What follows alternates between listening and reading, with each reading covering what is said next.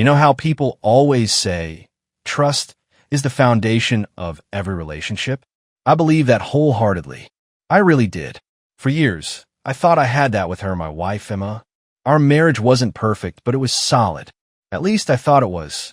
Now I find myself sitting here, replaying every memory like an old film reel, trying to figure out how the hell I missed the cracks forming beneath the surface. Maybe I was blind, or maybe I just didn't want to see it. Either way, I didn't know our foundation had been rotting until it collapsed right under me. It all started with this trip, a girl's vacation to some tropical resort in the Caribbean. It was one of those besties trips Emma and her 2 college friends had been talking about for years. She'd been stressed at work, buried under deadlines, and honestly, I thought a little sunshine and relaxation would do her some good. I encouraged it. I even helped her pick out swimsuits and stocked up on sunscreen for her. I thought I was being a supportive husband. I didn't see the danger in it. Why would I? I trusted her. Emma had never given me any reason not to. We'd been together for nearly a decade, 7 years of marriage, 3 before that as a couple. I thought we were in it for life. I thought we were solid. The first few days of her trip were normal. She texted me photos of the beach, drinks with little umbrellas, even selfies with her friends. Her face was glowing, her smile so bright I could feel it through the screen. I was glad she was happy. I missed her, of course, but it was that good kind of missing, the kind where you know they'll come back, and it'll make the reunion even sweeter. I even joked with her about all the Cabana boys. She must be batting away with her wedding ring. I thought I was funny. Turns out, I was a fool. It wasn't until the 3rd day that things started to feel off. Her messages got shorter, less frequent. When I called her, she let it go to voicemail and sent back a text. Sorry, babe. It's so loud here. I'll call you later. But she didn't call later. That wasn't like her. Emma was always the kind of person who'd send long, rambling messages about her day. She'd text me about the dog she saw on the beach or how her drink was too sweet. Now, I was getting single-word replies like good or yeah. I told myself she was just busy having fun. She deserved to let loose, right? But deep down, something didn't feel right. When she finally called, her voice was light, but there was something strained about it. It's amazing here, she said, but her words felt rehearsed, like she was reading from script. I asked about her friends, what they'd been up to, and she hesitated. Oh, just the usual, swimming, dancing, drinks by the pool. She sounded distracted, distant, and that was the first time I felt it, that gnawing pit in my stomach. I told myself I was imagining things, overthinking because I missed her. But the seed had been planted. I didn't know it yet, but this trip, the one I'd encouraged her to take, was going to change everything. When Emma came home from the trip, she greeted me with a smile so wide and bright it could have blinded me. She wrapped her arms around me, kissed me like she missed me, and for a moment, I thought I'd been overthinking everything. I'd spent the past few days pacing the house, scrolling through her social media, reading her texts over and over again, trying to make sense of why she felt so far away even when her words said otherwise. But now, here she was back in my arms, laughing about how much she missed me and telling me how much fun she'd had. Still, something was different. It wasn't obvious at first. I couldn't put my finger on it, but it was there like a faint crack in a glass window that you don't notice until the sunlight catches it just right. She seemed almost too happy, like she was trying to prove something to me, or maybe to herself. She couldn't stop talking about the resort. She went on and on about the beaches, the food, the sunsets. But the way she talked about it felt exaggerated, like she was selling me a story. And then there was her phone. Emma wasn't a phone person. She'd scroll through Instagram now and then, sure, but she wasn't glued to her screen like some people. But now, her phone was practically an extension of her hand. She'd laugh at texts and quickly lock the screen when I walked by. She'd step into the other room to answer calls, claiming it was one of her friends from the trip. I didn't want to be that guy, the paranoid husband who snoops and accuses. So I stayed quiet. I convinced myself I was imagining things. That is, until one night when her guard slipped. We were sitting on a couch, half watching some show on Netflix. She was texting someone, smiling at her screen, and for once, she didn't hide it when I glanced over. Who's that? I asked casually. Oh, just Sophia, she said, naming one of her friends from the trip. Her voice was light, but there was something in her tone, something too quick, too defensive. Tell her I said hi. I joked, reaching for her phone. She froze. It was subtle, barely a second, but I noticed. She pulled the phone away, laughing nervously. Stop it, you weirdo. It was nothing, just a joke. But that moment, it stuck with me. Over the next few days, her mood shifted. She was jumpy, easily annoyed, and distracted. When I asked if something was wrong, she'd sigh and say she was just tired or stressed from work. I tried to be patient to give her space, but I couldn't shake the feeling that something had changed.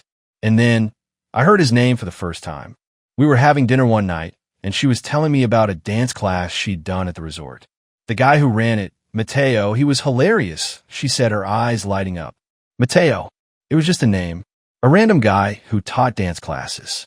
But the way she said it, with this small, secret smile, it was like someone had dropped a cold stone into my gut. I didn't say anything. I just nodded and changed the subject. But that night, as I lay in bed next to her, staring at the ceiling, my mind wouldn't let it go. The next day, I did something I'd never done before. I went through her phone. I didn't want to. I hated myself for even thinking about it, but I couldn't stop. She'd left it on the kitchen counter while she was in the shower, and before I could talk myself out of it, I was scrolling through her messages. At first, I didn't find anything. Just her usual group chats with friends, photos from the trip, random memes. But then I saw his name, Mateo. It wasn't a long conversation, just a few texts buried under everything else. But it was enough. Last night was incredible. I can't stop thinking about you. My heart stopped. My stomach dropped. I felt like the ground beneath me had disappeared, like I was falling into a void I couldn't escape. I kept scrolling, even though I didn't want to. I miss you already. Wish you were here right now. Her reply, me too. I locked the phone and put it back where I found it. My hand was shaking. My chest felt tight, like I couldn't breathe. I wanted to confront her, to scream, to demand an explanation. But I didn't. I just sat there, staring at the shower door, listening to the sound of the water running, wondering how the hell I got here. When she came out, smiling and carefree, I couldn't look at her the same way. For 2 days, I kept it to myself.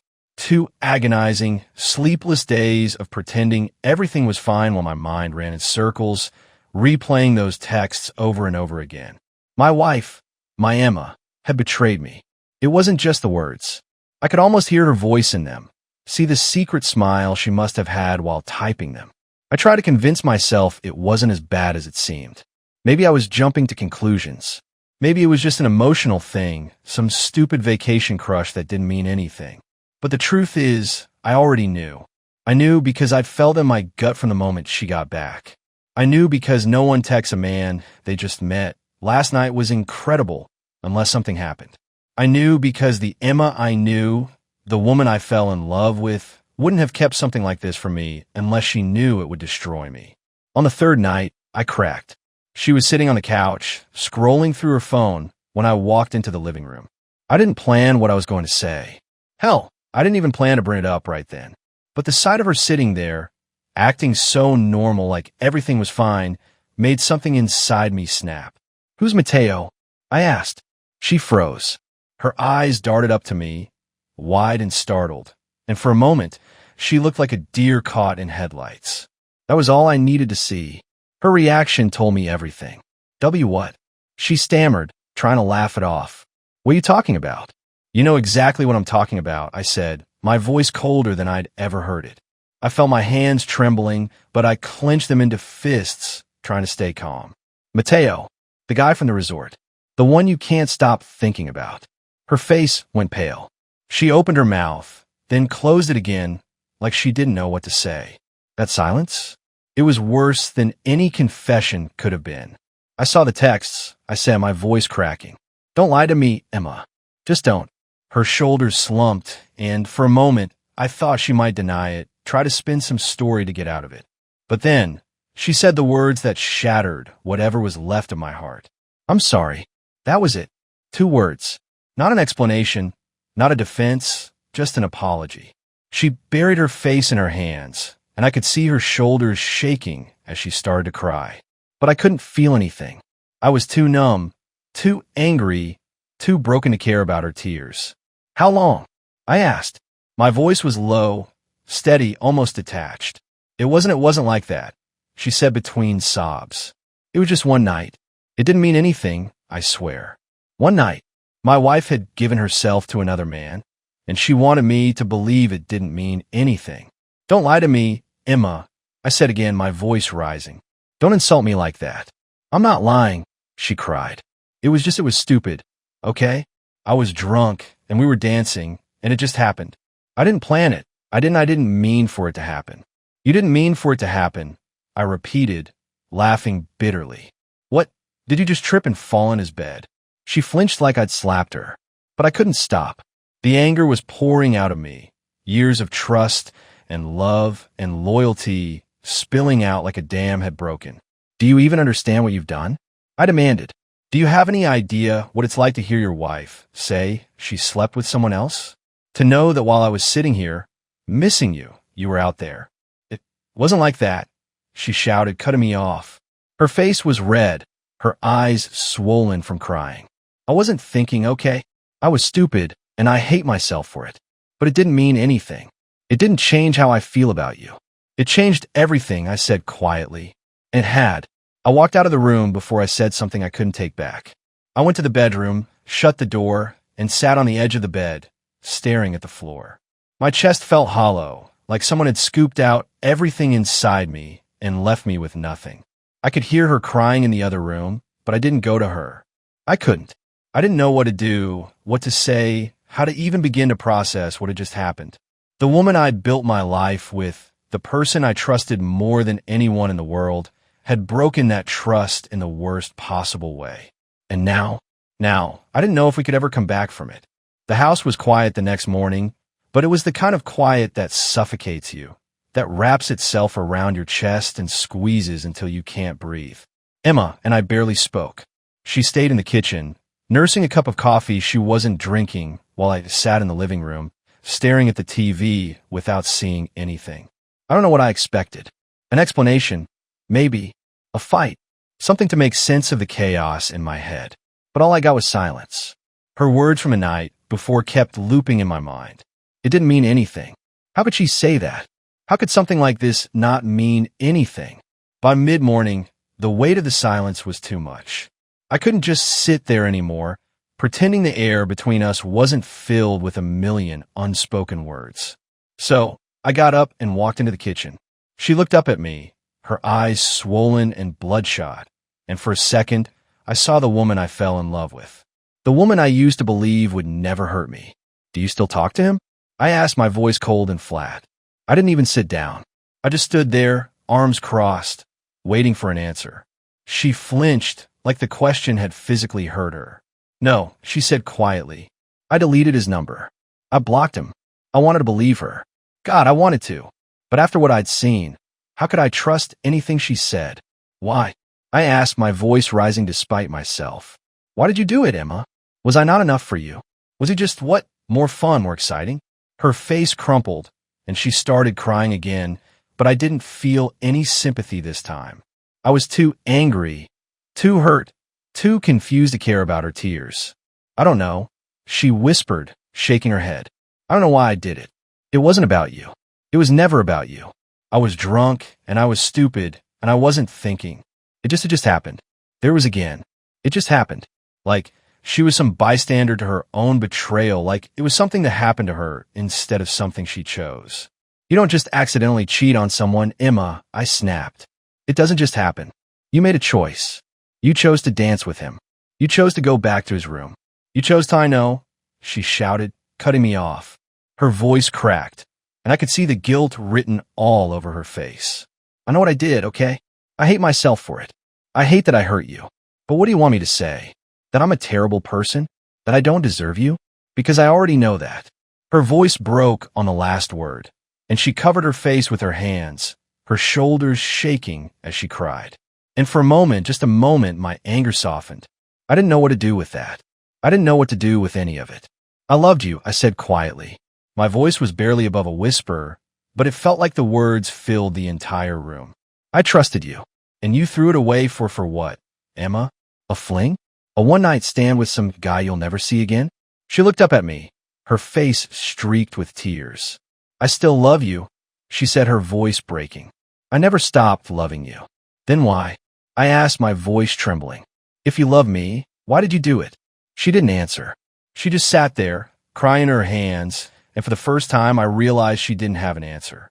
She didn't even understand herself. I left the kitchen after that. I couldn't stand to be in the same room as her, not when my emotions were bouncing between anger, heartbreak, and this horrible, gnawing sense of loss. I felt like I was grieving, not just for my marriage, but for the person I thought Emma was, for the life I thought we had. The rest of the day passed in a blur. I stayed in the bedroom, lying on the bed, staring at the ceiling. I didn't eat, didn't check my phone, didn't do anything but replay the past week in my mind. Every text she sent me during the trip, every time she told me she missed me, it all felt like a lie now. That night, she came to me. She sat on the edge of the bed, her hands folded in her lap, and for a moment, she didn't say anything. She just sat there, staring at the floor. "I'll do whatever it takes to fix this," she said finally, her voice soft but steady. "Counseling, therapy, whatever you want. I'll do it. I'll spend the rest of my life making it up to you, if you'll let me." I didn't answer right away. I didn't know how to, because the truth was I didn't know if this could be fixed. I didn't know if I even wanted to try. "I don't know," I said eventually. My voice was hoarse, like it physically hurt to get the words out. "I don't know if I can ever look at you the same way again." She nodded, her face crumpling, but she didn't cry this time. She just sat there, silently breaking apart in front of me. And for the first time, I wondered if we'd already lost. The days that followed felt like walking through a fog. Everything was muted, my thoughts, my emotions, even the way the world looked around me. I went through the motions of life, work, errands, even answering casual texts from friends. But inside, I felt hollow, like I was carrying around the shell of the man I used to be. Emma kept her word. She booked a therapy session for us within the week. She didn't push me, didn't try to guilt me into going.